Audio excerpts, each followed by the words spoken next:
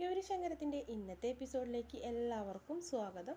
അങ്ങനെ നമ്മുടെ പ്രൊഫസറോട് നമ്മുടെ വേണി മാപ്പൊക്കെ ചോദിക്കുന്നുണ്ട്. എന്നോട് ദേഷ്യപ്പെട്ടതിൽ എനിക്ക് ഒരു വിഷമവുമില്ല. കാരണം എന്തായാലും ഈ വീട്ടിലൊരു ആണിൻ്റെ ശബ്ദം ഇപ്പോഴല്ലേ ഒന്ന് പൊന്തി വന്നുള്ളൂ. അതിലൊരു സന്തോഷം തന്നെയാണ്. നമ്മുടെ പ്രൊഫസർ ഉണ്ടല്ലോ, പ്രൊഫസർ എവിടെയെങ്കിലും പോയിട്ടുണ്ടെങ്കിൽ പ്രൊഫസറോട് പറയുന്നത് നമ്മുടെ മത്താപ്പ് എവിടെയെങ്കിലും പോയിട്ടുണ്ടെങ്കിൽ വലിയ പുലിയൊക്കെ ബോക്സിങ് ചാമ്പ്യനൊക്കെ പക്ഷേ വീട്ടിൽ വന്ന് കഴിഞ്ഞിട്ടുണ്ടെങ്കിൽ ആൾ പാവണമെന്നേ.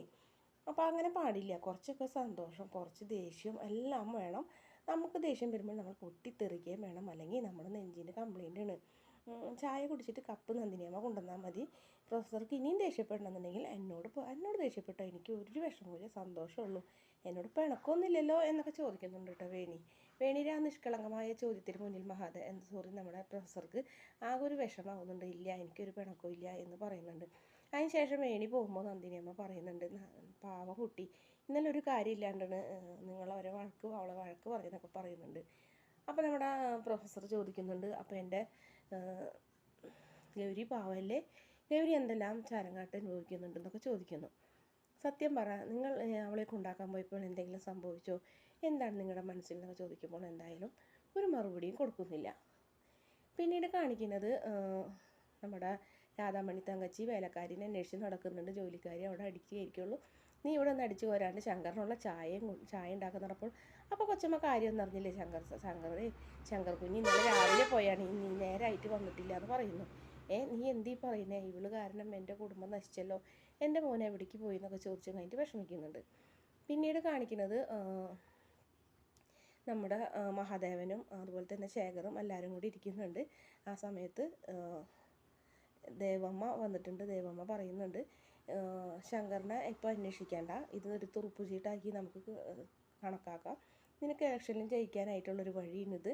ശങ്കറിനെ എതിർ പാർട്ടിക്കാർ തട്ടിക്കൊണ്ടുപോയി എന്നൊരു പേര് നമുക്ക് ഉണ്ടാക്കാമെന്നൊക്കെ പറയുമ്പോൾ ശരിക്കും ഗൗരി അത് കേട്ട് വരുന്നുണ്ട്. ഗൗരിക്ക് ദേഷ്യം വരുന്നുണ്ട്. ഗൗരി ചോദിക്കുന്നുണ്ട്, ദേവമ്മ എന്തൊക്കെയാണ് അച്ഛനോട് പറഞ്ഞെടുക്കണത്, ഇങ്ങനത്തെ സംസാരമൊക്കെയാണ് വേണ്ടത്, ആദ്യം തന്നെ ശങ്കറിനെ കണ്ടുപിടിക്കാൻ നോക്കണം എന്ന് പറഞ്ഞപ്പോൾ നീ ഇതിൽ ആവശ്യമില്ലാണ്ട് ഇടപെടണ്ടെന്നൊക്കെ പറഞ്ഞ് ദേവമ്മയും അതുപോലെ തന്നെ മഹാദേവനും ഗൗരിയോട് അകത്തേക്ക് പോകാൻ പറയുന്നുണ്ട്. അകത്തേക്ക് ഗൗരി പോകാണ്ടാവുമ്പോൾ പെട്ടെന്ന് തന്നെ നമ്മുടെ രാധാമണി ഗൗരിനെ പിടിച്ച് വലിച്ച് അകത്തേക്ക് കൊണ്ടുപോയി മുറിയിലിട്ട് പൂട്ടുന്നുണ്ട്.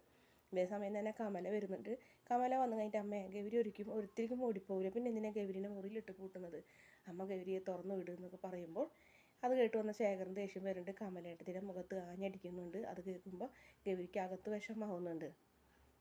നീ ആരണ്ടി ഗൗരിക്ക് സപ്പോർട്ട് ചെയ്യാൻ, നിന്നോട് ആര് പറഞ്ഞിട്ട് ഇവിടേക്ക് ആവശ്യമില്ലാണ്ട് വരാനെന്നും പറഞ്ഞു കഴിഞ്ഞിട്ട് നമ്മുടെ കമലേട്ടത്തിനെയും പിടിച്ച് വലിച്ച് മുറിയിൽ കൊണ്ടുപോയി പൂട്ടുന്നുണ്ട് ശേഖർ. അതിനുശേഷം രാധാമണിയോട് പറയുന്നുണ്ട്, ഇത് നമ്മെ ഏറ്റവും പറ്റിയ അവസരം, നമുക്ക് ഇന്ന് തന്നെ നമുക്ക് ഗൗരിയെ ഇല്ലാതാക്കാം.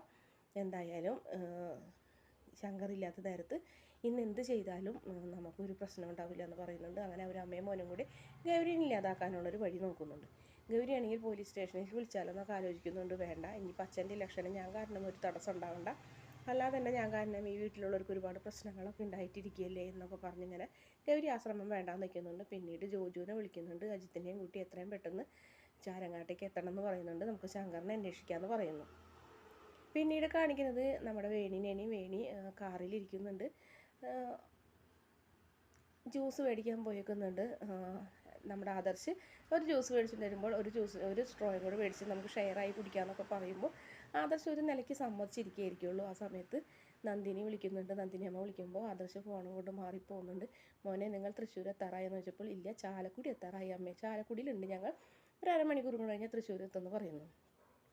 എന്തിനാ മോനെ വേണി ഇത്ര പെട്ടെന്ന് അങ്ങോട്ട് പോകണമെന്ന് പറഞ്ഞത്, വീട്ടിലേക്ക് എന്തെങ്കിലും പ്രശ്നമുണ്ടോ, അച്ഛനെ നില ദേഷ്യപ്പെട്ടത് വേണി അവിടെ ചെന്ന് പറയുമോ, എനിക്ക് ആകെ പേടിയാവെന്ന് പറഞ്ഞപ്പോൾ അമ്മ പേടിക്കേണ്ട, വേണിനെ മനസ്സിലാക്കാൻ നമുക്ക് കഴിയില്ല, പക്ഷേ എന്തോ ഉണ്ട്, ഞാൻ എന്തായാലും വേണിയോട് ചോദിക്കാമേന്ന് പറയുന്നുണ്ട്.